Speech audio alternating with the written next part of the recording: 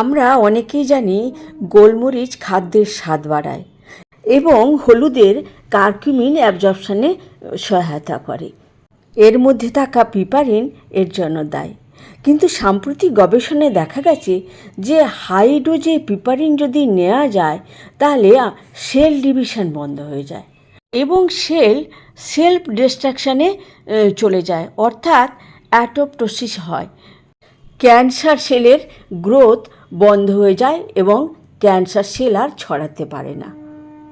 এ তো গেল সাম্প্রতিক গবেষণার কথা, কিন্তু আমরা কি জানি ব্ল্যাক পেপার শুধু কার্কিউমিন অ্যাবজর্পশানে সহায়তা করে না, বি ভিটামিন অ্যাবজর্পশানে সহায়তা করে এবং সেলেনিয়াম অ্যাবজর্পশানেও সহায়তা করে।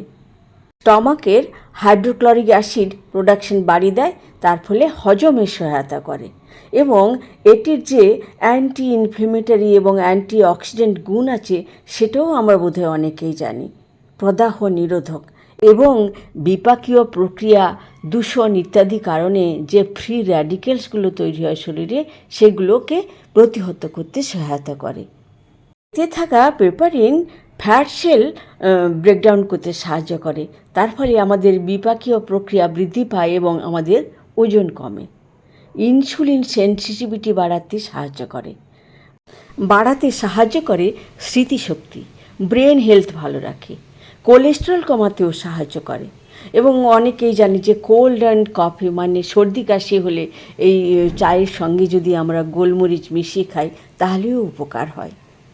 এর মধ্যে রয়েছে অ্যান্টিব্যাকটেরিয়াল গুণ। প্রতিদিন 1 চিমটে গোলমরিচ আমাদের অনেকগুলো রোগের সমাধান করতে পারে।